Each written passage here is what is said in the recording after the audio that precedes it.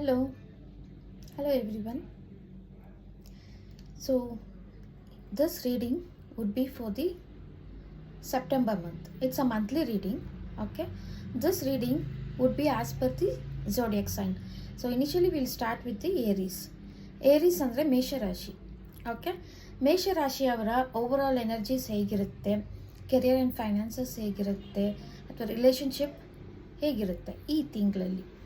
So 3 cards pick up ಮಾಡಿದ್ದೀನಿ. So I picked up 3 cards. Okay, overall energy ಬಂದು creativity. Overall energy is creativity. So this month there will be a new opportunities opening up for you. ಹೊಸ ಒಂದು opportunity open ಆಗ್ತಾ ಇದೆ ನಿಮಗೋಸ್ಕರ. So ನೀವು ತುಂಬ enthusiastic ಆಗಿರ್ತೀರ ಈ ತಿಂಗಳಲ್ಲಿ. To make it more effective, show your creativity skills. Okay, ಸಿ ಹೊಸ ಒಂದು ಆಪರ್ಚುನಿಟಿ ಬಂದಿದೆ ನಮಗೆ. ಆಲ್ ರೈಟ್, ಸೊ ನಾವೇನು ಮಾಡಬೇಕು, we need to show our 100%. Okay, ನಿಮ್ಮ ಕ್ರಿಯೇಟಿವಿಟಿ ಸ್ಕಿಲ್ಸ್ ಏನಿದೆ ಆ ಒಂದು ಆಪರ್ಚುನಿಟಿ ಬಂದಾಗ ಗ್ರ್ಯಾಬ್ ಮಾಡ್ಕೊಳ್ಳಿ. ಓಕೆ, ಗ್ರ್ಯಾಬ್ ಮಾಡಿಕೊಂಡು ಸೊ ನಿಮ್ಮಲ್ಲಿರೋ ಆ ಸ್ಕಿಲ್ಸ್ನ 4 ಜನಕ್ಕೆ ತೋರಿಸಿದ್ರೆ it is a beneficial for you. Okay, ಅದರಿಂದ ನಿಮ್ಗೆ ಹೊಸ ಹೊಸ ಆಪರ್ಚುನಿಟಿ ಓಪನ್ ಆಗುತ್ತೆ. ಆ್ಯಂಡ್ ಓಕೆ, ನೆಕ್ಸ್ಟ್ ಬಂದು ಫಿನಾನ್ಸಸ್, ಕೆರಿಯರಲ್ಲಾಗಲಿ ಇಲ್ಲ ಫಿನಾನ್ಸಸ್ ಆಗಲಿ ಈ ಸೆಪ್ಟೆಂಬರ್ ಮಂತ್ ಹೇಗಿರುತ್ತೆ. ಸಿ, ಇದು ಬಂದು ಕರೇಜ್ ಕಾರ್ಡ್. ಓಕೆ, ಸೊ ಈ ಒಂದು ಕರೇಜ್ ಕಾರ್ಡ್ ಏನು ಹೇಳುತ್ತೆ ಅಂದರೆ you are somewhere in a comfort zone.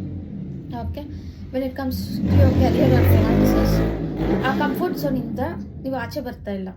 Unless and until you come out from that comfort zone, you want have the new opportunities coming in. So career ಆಗಿರ್ಬೋದು, ಹೊಸ job ಆಗಿರ್ಬೋದು, ಅಥವಾ financially maybe you are trying to invest somewhere else, but something is stopping from your end. Okay, that is what it is. So come out from your comfort zone. So invest best in the opportunities whenever you are getting in this whole month. Okay, next ಬಂದು relationship.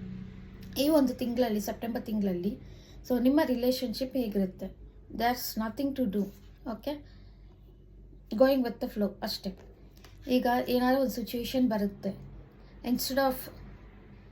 instead of going up opposite to that person or maybe to that relationship or whatever it is, all right, just have a pause. Okay, so just go with the flow. Okay, ಯಾಕಂದರೆ ನೀವು ಏನೇ ಒಂದು pass ಮಾಡಿದ್ರೆ ಇಲ್ಲ oppose ಮಾಡಿದ್ರೆ, so what happens is you might end up in a wrong